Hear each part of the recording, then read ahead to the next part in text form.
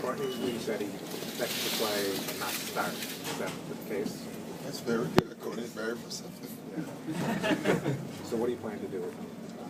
I'm not going to start him, but I'm going to play him. Okay. All right, we're done. All right. Yeah. No, I'm just going to, see the minutes and see how he feels.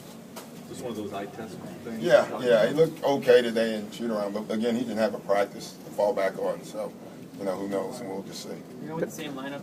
Mm-hmm.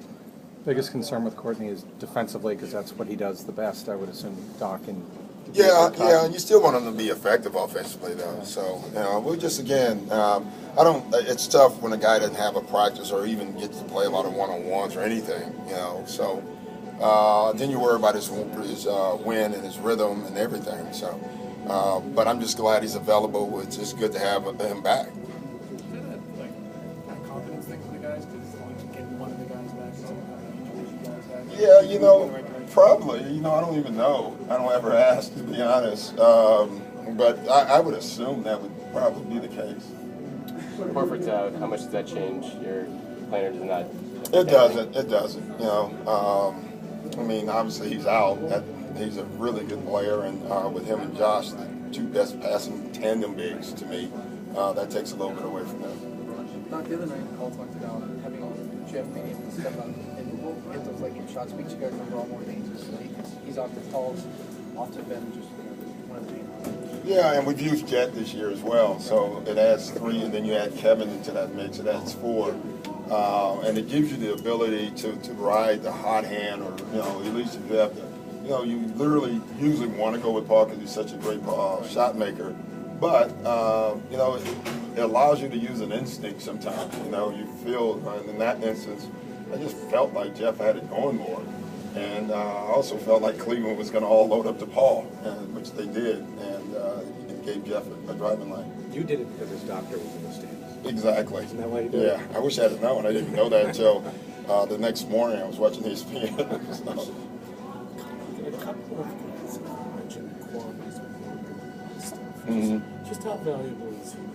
Well, it's just all our guys, We give them stuff to work with the guys, I don't know how much deeper it goes than that, but that's one of the reasons we want to call me back, from Cleveland, because we thought he could do more than just be a video guy. Danny talked the other day about Kevin, kind of said, well, maybe 1 3 weeks, but I'll say 2. Are you guys going to stick to the 2-week thing, or are you kind of monitoring it? I have no idea, honestly. I think it's 2 weeks. I don't think it'll be any more than that, honestly. But if we got to 2 weeks and he wasn't right, then it'd be 2.5. I don't want you guys to call me a liar or anything. So I'm just going to, whatever Danny says. Has he started doing anything, shooting or any of that? Not that I know of. I know he's doing the bike and, in the pool. So. Are you aware of what Coach Riley, former Coach Riley, now Pat Riley, said about Danny? Yeah, I think it's funny. Do you? Yeah, I think it's very interesting. It goes back to his coaching days and Danny's playing days. Can you relate? I can relate. Yeah, I think it's cool. I think they should duke it out. Do you think that might add to a playoff series against the Heat, the exchange they're having? Not unless they're playing. Really, I just think it's talk both ways, and I'll let those two grown men have their own grown man argument. I'm going to stay out of it. But on the side note, it gives me a smile, and it's interesting. I think it's fun. It's a flashback. Yeah, it's a flashback. Doug, what did you think about just LeBron's comments about that game in general? Did you see those fouls? Did you have any? I did see those fouls. Did you think they were called? I don't know. I'm going to stay out of everybody's stuff. We tried. Yeah. This is your chance to side with the refs. They might send you some money.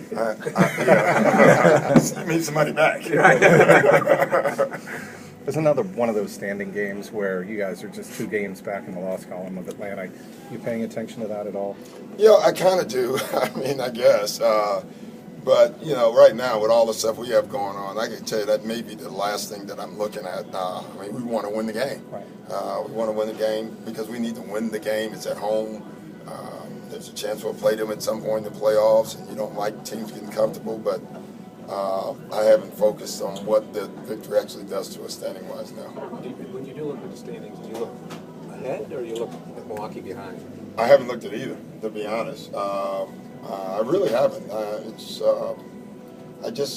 I'm really trying to get our team right, you know. So if I got a chance to study some, standings would be last in that order. It'd be plus minus or some kind of numbers, not those. Do you still want to get Paul any more rest down the stretch here? Do you feel good about where he's at? I do, but listen, I'm just going to listen to Paul and listen to Eddie with Paul. Paul's a tough one because he wants to play all the time, and unless I saw some drastic where I thought he was really struggling with his energy, then I would suggest him sit. But other than that, I don't know. I'm just going to wait and I'll see. It's been a year since Chris's surgery today. Any thoughts on Chris having? Yeah, it's another milestone. Now no more excuses. That's what I told him today. I didn't give him the love I think he was looking for.